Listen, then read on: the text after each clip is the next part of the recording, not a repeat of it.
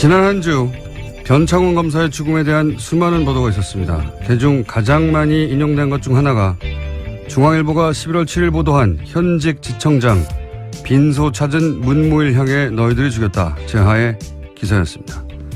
이 현직은 박모 지청장이라는 이야기도 파다했죠. 그런데 CBS 취재에 따르면 그 보도는 사실이 아니었습니다.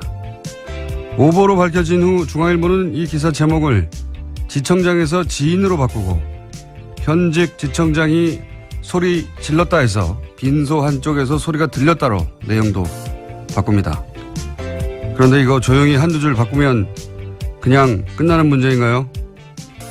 이 기사가 단순히 누가 그런 말을 한 줄 알았더니 알고 보니 안 했더라 정도의 사실관계를 착각한 문제에 불과합니까? 이 기사는 거의 모든 일간지와 종편이 받아 검찰 내부 분위기 운운하면서 검찰의 무리한 수사라는 프레임의 주요 근거 중 하나가 됐고, 그리고 문무일 윤석열을 공격하던 핵심 소재가 됐던 기사 아닙니까?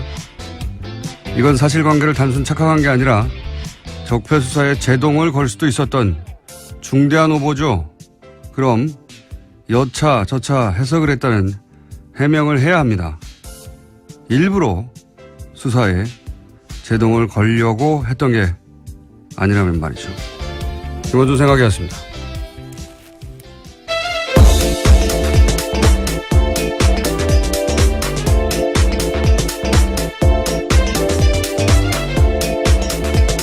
시사인의 김은지입니다. 네. 이 기사는 오보였다고 합니다. 예. 네, 문무일 총장도 사실이 아니다라고 밝힌 바 있는데요. 근데 이게 이제 오보는 사실 취재하다 보면 가끔 있는데, 예. 이건 단순한 사실관계 착각 이런 문제가 아닌 거죠. 예. 여기서부터 다는 아니어도 여기서부터 상당 정도 검찰 내부가 이렇다 하는 기사가 쏟아져 나오는 출발점 같은 기사거든요, 이게. 예. 그러니까 내부에서 검찰총장을 향해서도 막 소리를 지르는 분위기다. 그만큼 검찰 내부 분위기가 지금 엉망진창이다. 이런 기사가 쏟아졌잖아요. 과잉수사라며. 적폐수사 이런 식으로 하면 안 된다고. 근데 이제 나중에 며칠 있다가 조용히 누군가 소리를 질렀다. 알고 보니 뭐 유족 중 한 사람이다. 이런 식으로 기사 한두 줄 바꾸면 되는 게 아니죠. 예. 이거 따져봐야 된다고 봅니다. 계속해서 묻고. 아무도 안 묻기를 제가 물어봤습니다. 자, 첫 번째 뉴스는 뭔가요? 네, 이명박 전 대통령이 어제 바레인으로 출국했습니다. 이에 앞서 기자들과 만나서 자신의 입장을 밝혔는데요. 문재인 정부의 적폐청산 기조에 대해서 이것이 과연 개혁이냐, 감정풀이냐, 정치보복이냐 하는 의심이 들기 시작했다라고 말했습니다. 요거 한번 직접 들어보시겠습니다. 네, 안녕하세요. 나 좀 꺼요. 눈이 부셔서 뭐 안 되겠어. 그러나 지나간 6개월 적폐청산을 명목으로 보면서 이것이 과연 개혁이냐, 감정풀이냐, 정식 보복이냐 이런 의심이 들기 시작했습니다. 군의 조직이나 정보기관의 조직이 무차별적이고 불공정하게 다루어지는 것은 우리 안보를 더욱 위태롭게 만든다. 저는 이렇게 생각하고 있습니다. 네. 이거보다 길게 얘기했는데, 예. 네, 3분 넘게 이야기했습니다. 예. 어심이라고 하죠. 어심. 경상도 분이어서. 대통령의 마음인데, 어심.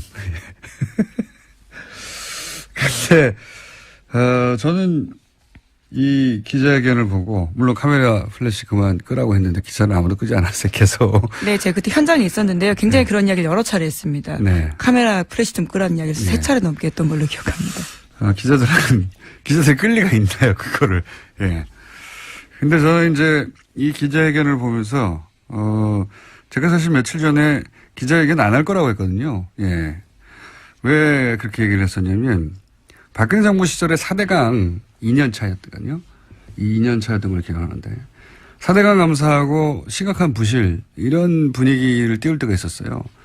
그때 이제 MB가 한 음식점에서 측근들과 만나 가만히 있지 않겠다, 이런 말을 했다는 이야기가 나온 적이 있어요. 결국은 4대강 감사는 우리가 다 알듯이 흐지부지 됐는데 그때 아마도 최순실, 최태민 후보 시절부터 알고 있던 뭐 그런 내용에 대한 일종의 폭로 협박 아니었을까 이렇게 추정해 볼 수 있는데 올해도 9월인가요? 두세 달 전쯤부터 MB 쪽에서 노무현 정권 때 일을 우리가 알고 있다. 예.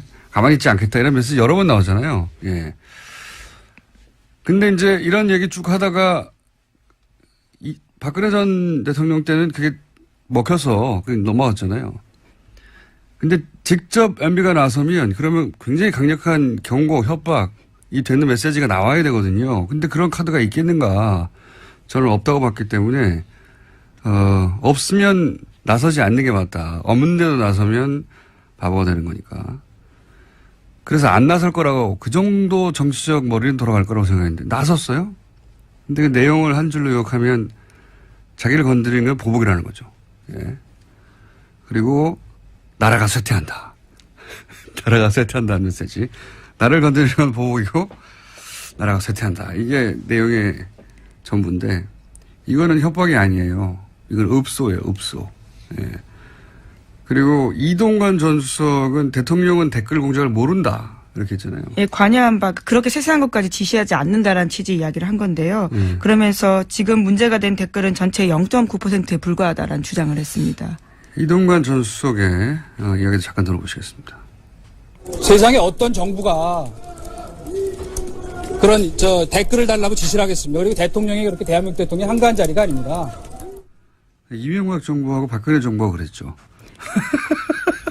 질문이라면 저희가 답을 드리고. 근데 이거는 읍소도 아니에요. 이거는 법률적 방어거든요. 예. 근데 이렇게 읍소하고 법률 방어를 하는 말로 돌파할 수 있는 국민이 아니에요, 현재. 어제 발표된 한국사회여론연구소 조사 따르면 대통령 지지율이 한 80%였는데. 예, KSY 거 예. 그렇죠. 근데 이거는 뭐 수치는 여론조사 기관마다 다르니까 중요한 거 같이 조사한 게 뭐냐면 그 긍정평가 요인이 뭐냐. 거기에 1, 2순위를 다투는 게 적폐청산이에요. 그러니까 이런 식의 말로 대처해서 넘어갈 수 있는 상황이 아니란 말이죠. 저는 이게 거꾸로 여론에 읍소하고 복수라는 프레임을 잡고 법률 방어밖에 할 수 있는 게 없다. 이런 걸 드러낸 회견이다. 그래서 안 했어야 하는 기자회견이에요. 제가 보기엔 이건. 오히려 이 기자회견이 포토라인에 서는 시점을 앞당겼다. 저는 그렇게 봅니다. 예. 뭐 대단한 게 있을 것처럼 했는데 아무 내용이 없어요. 예. 이거 하지 말았어야 하는 내용인데. 자, 했습니다. 했고 아무 내용이 없고 읍소와 법률 방어다. 그 외에 여러 얘기가 나왔죠. 예. 네, 또 기자들이 구체적인 질문도 했습니다. 댓글 사이버 사령부 정치 공작에 대해서 어떻게 생각하냐, 지시했냐라는 취지의 질문을 했는데요. 여기에 대해서는 이명박 전 대통령이 발끈했습니다. 상식에서 벗어난 질문을 하지 마라라고 하면서요. 네, 다스는 누구 것인가 물어봤어야 되는데 아무도 그 질문을 안 해요. 그런 질문이 나올 거가 미리 차단하는 거죠. 예, 아예 들어가 버렸는데요. 그래서 이동관 전 수석한테 제가 BBK 재수사 시작됐다라는 취지의 질문을 했습니다. 이제 그러자 검찰에서 할 이야기다라는 이야기를 하면서요. 말을 피했습니다. 일단 법률 방어예요. 예. 읍소와 법률 방어. 이런 메시지 정도를 왜 거기 굳이 나와서 했을까? 그 대통령이 직접 나온다는 거는 마지막이잖아요. 더 이상 나올 사람이 없지 않습니까? 뒤에. 그럼 뭔가 잊혀지지 않을 강력한 메시지나 협박이 나와야 되는데 없어요. 카드가 없다. 예. 카드가 없다. 이걸 왜 했지? 저는 그런 생각이 드는 기자회견이었습니다. 본인들의 말이 먹힐 거라고 생각한 것 같은데. 자, 그 외에 관련 기사들이 몇 가지 더 있더라고요. 내가 왜 댓글을 공작을 지시했겠냐. 박근혜 전 대통령을 내가 왜 돕겠냐. 네, 채널A 보도인데요. 출국 직전에 모여서 그러한 이야기들을 했다라고 합니다. 측근들과 함께요. 왜 돕느냐. 그러면 문재인 후보를 돕습니까? 문재인 후보가 당선되면은 2012년에 적폐청산이 시작됐겠죠. 예. 이 답변들도 되게 옹색해요. 자, 다음 뉴스는요. 네, 또 어제 SBS가 관련된 보도를 하나 더 했는데요. 군 사이버 사령부가 19대 총선 당시에 여론조사를 위한 단계별 대응을 준비했고 D-Day를 2012년 총선 당일로 잡았다라고 합니다. 이것은 사이버사 문건에 나타난 내용인데요. 검찰은 이명박 전 대통령이 2012년 총선에 개입한 것을 보고 판단하고 있습니다. 자, 뭐 군에서 하다 보니까 단계적 작전을 세웠네요. 그리고 나서 총선 당일날 사이버 사령부의 댓글 공작이 피크에 오르도록 계획을 세웠다. 그런 내용이 나온 것이고요. 이거 외에도 뭐 댓글 공작에 관련된 건 너무 많이 나왔고, 김관진 전 국방부 장관이 국방부 장관 시절에 있었던 얘기니까 이명박 전 대통령이 시켜서 했다고 말도 해버렸죠. 네, 지난주에 보도해드린 적이 있는데요. 관련해서 김관진 전 국방부 장관 같은 경우에는 지난 11일에 구속영장이 발부됐습니다. 법원은 정치관여 혐의가 소명되고 증거인멸의 우려가 있다라면서 영장 발부 사유를 설명했습니다. 알겠습니다. 쇠퇴했다. 기억에 굉장히 남는 표현이에요, 저는. 한나라가의 발전이 쇠퇴했다는 취지 이야기죠. 이렇게 하다가 쇠퇴한다고. 쇠퇴하고파요.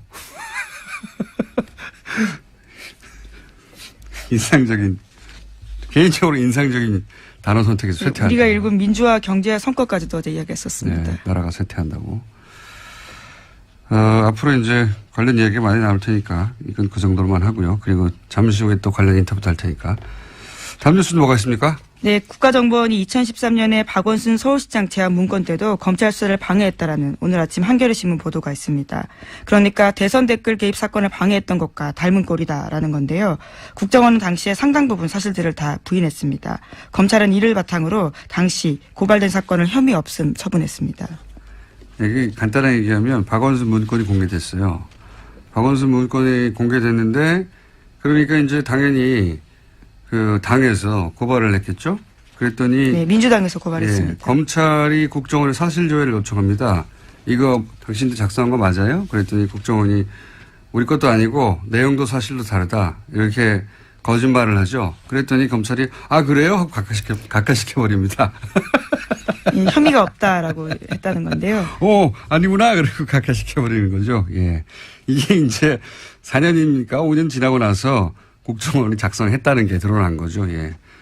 국정원 관련 사건은 말이죠. 국정원은 증거인멸, 거짓 증언의 끝판왕, 대왕초예요.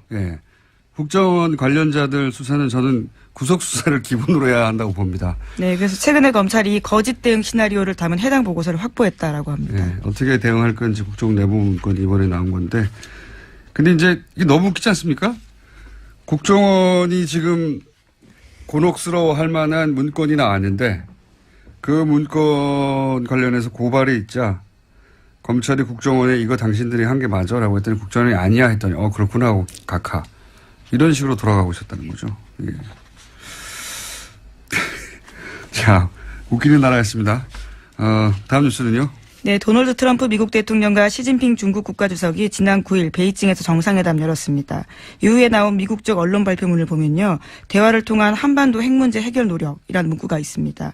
북한과의 대화 필요성에 대해서 양국 정상이 일정 부분 공감대를 형성했다라는 풀이가 나옵니다. 이거 관련해서 사실 문재인 대통령이 시정연설을 했잖아요. 2주 전에. 그때 각 당 대표들하고 네, 그랬죠. 만나가지고 중요한 얘기를 했었어요. 근데 중요한 얘기를 언론이 보도를 안 했는데 노회찬 의원이 지난주에 저희 방송에서 잠깐 이야기한 것 중에 하나가 뭐냐면 굉장히 중요한 메시지였거든요. 외교는 시간이 걸리는데 이제 중국과 사드 대타협 그리고 트럼프 방한 이 두 가지로 고비를 넘기게 될 것이라는 말을 미리 했어요. 실제로 그렇게 됐죠. 제가 보기에는 지난 6개월간 문재인 정부의 성과 중 가장 중요한 성과인 것 같은데, 그 성과에 대해서 살짝 사실은 언지를 하고, 시정연설에 얘기했는데, 우리 언론이 그걸 캐치를 못했어요. 캐치를 못한 건지 안 한 건지 모르겠는데, 중요한 메시지가 있었고, 실제, 트럼프 방한과, 그리고, 시진핑과의 정상회담에서 이 이야기가 확인이 됐죠. 트럼프가 그 이후로 계속 대화 메시지를 내고 있어요. 예. 네, 또 자신의 트위터에는요, 김정은 위원장을 향해서 나는 김정은과 친구가 되려고 애쓰고 있다. 언젠가 그렇게 될지도 모른다라고도 썼습니다. 그러니까요. 네. 대화를 통한 한반도 핵 문제라는 언론 발표문이 중국과 정상회담 직후에 있었다는 거죠. 이것도 크게 보도 안 하고 있는데. 그 외에 사실은 거꾸로 보도한 것도 많아요. 예. 트럼프 떠나고 나서 트럼프 국회에서 한 연설을 가지고 무력 사용에 대한 경고가 있었다고 해석한 우리나라 언론 보도도 많이 있었습니다. 어떻게든 무력 사용이 됐으면 좋겠나 봐요.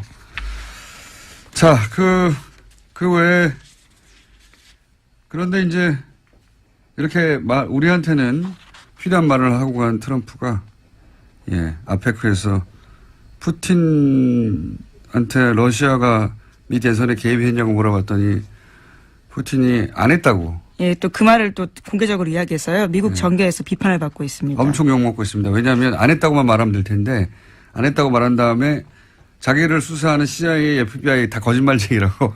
네, 그렇죠. 심지어 미국 정보당국자 이름을 거론하면서요. 다 거짓말쟁이고 폭로자였다는 것이 증명됐다라는 이야기까지 했습니다. 그러니까요.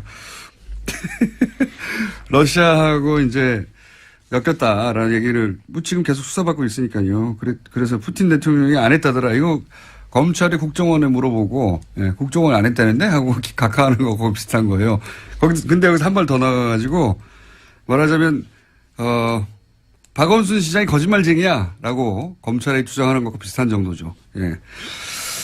CIA 러시아 대통령이 아니래잖아. CIA, FBI 다 거짓말쟁이야. 정말 미국 정치인으로서는 당혹스러울 수밖에 없는 상황인데요. 심지어 성명도 냈습니다. 존 맥케인 미국 상원 군사위원장 같은 경우에는요. 트럼프 대통령이 오히려 KGB 출신 간부의 말을 믿느냐라고 했습니다. 네. 상상할 수 없는 발언인데 해가지고 이걸 아주 많이 드시고 계십니다. 자, 여기까지 하겠습니다. 시사인의 김은지였습니다. 감사합니다.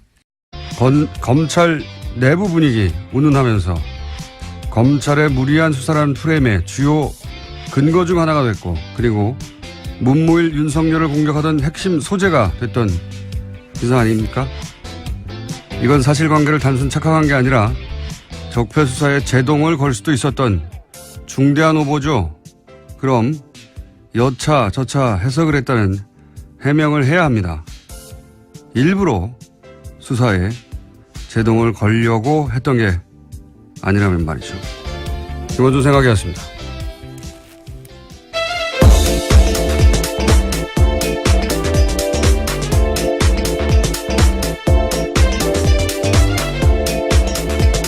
시사인의 김은지입니다. 네. 이 기사는 오보였다고 합니다. 예. 네, 문무일 총장도 사실이 아니다라고 밝힌 바 있는데요. 근데 이게 이제 오보는 사실 취재하다 보면 들과 만나서 자신의 입장을 밝혔는데요. 문재인 정부의 적폐청산 기조에 대해서 이것이 과연 개혁이냐, 감정풀이냐, 정치보복이냐 하는 의심이 들기 시작했다라고 말했습니다. 요거 한번 직접 들어보시겠습니다. 네, 앉으세요. 야, 좀 꺼요. 눈이 부셔서 뭐 안 되겠어. 그러나 지나간 6개월 적폐청산의 명목으로 보면서 이것이 과연 개혁이냐, 감정풀이냐, 정식 보복이냐 이런 의심이 들기 시작했습니다.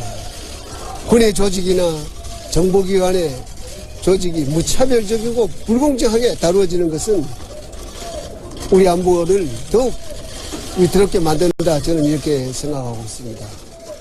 네, 이거보다 길게 얘기했는데 예. 네, 3분 넘게 이야기했습니다. 예. 어심이라고 하죠. 어심. 경상도 분이요. 그거 있는데, 예. 이건 단순한 사실관계 착각 이런 문제가 아닌 거죠. 예. 여기서부터 단 아니어도 여기서부터 상당 정도, 검찰 내부가 이렇다 하는 기사가 쏟아져 나오는 출발점 같은 기사거든요, 이게. 예. 그러니까 내부에서 검찰총장을 향해서도 막 소리를 지르는 분위기다. 그만큼 검찰 내부 분위기가 지금 엉망진창이다. 이런 기사가 쏟아졌잖아요. 과잉수사라며. 적폐수사 이런 식으로 하면 안 된다고. 근데 이제 나중에 며칠 있다가 조용히 누군가 소리를 질렀다. 알고 보니 뭐 유족 중 한 사람이다. 이런 식으로 기사 한두 줄 바꾸면 되는 게 아니죠. 예. 이거 따져봐야 된다고 봅니다. 계속해서 묻고. 아무도 안 묻기를 제가 물어봤습니다. 자, 첫 번째 뉴스는 뭔가요? 네, 이명박 전 대통령이 어제 바레인으로 출국했습니다. 이에 앞서 기자들서 대통령의 마음인데, 심. 근데, 저는 이 기자회견을 보고, 물론 카메라 플래시 그만 끄라고 했는데 기사는 아무도 끄지 않았어요, 계속. 네, 제가 그때 현장에 있었는데요. 굉장히 그런 이야기를 여러 차례 했습니다. 네. 카메라 플래시 좀 끄라는 이야기를 네. 3차례 넘게 했던 걸로 기억합니다. 기자들 끌 리가 있나요, 그거를. 예. 근데 저는 이제 이 기자회견을 보면서, 제가 사실 며칠 전에 기자회견 안 할 거라고 했거든요. 예. 왜 그렇게 얘기를 했었냐면, 박근혜 정부 시절에 4대강 2년 차였거든요. 2년 차였던 걸 기억하는데. 4대강 감사하고 심각한 부실, 이런 분위기를 띄울 때가 있었어요.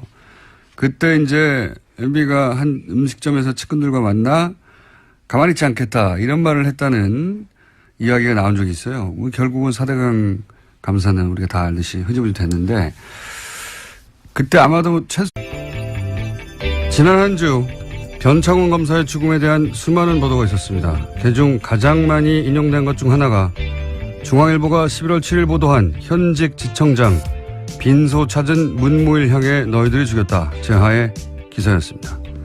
이 현직은 박모 지청장이라는 이야기도 파다했죠. 그런데 CBS 취재에 따르면 그 보도는 사실이 아니었습니다. 오보로 밝혀진 후 중앙일보는 이 기사 제목을 지청장에서 지인으로 바꾸고 현직 지청장이 소리 질렀다 해서 빈소 한쪽에서 소리가 들렸다로 내용도 바꿉니다.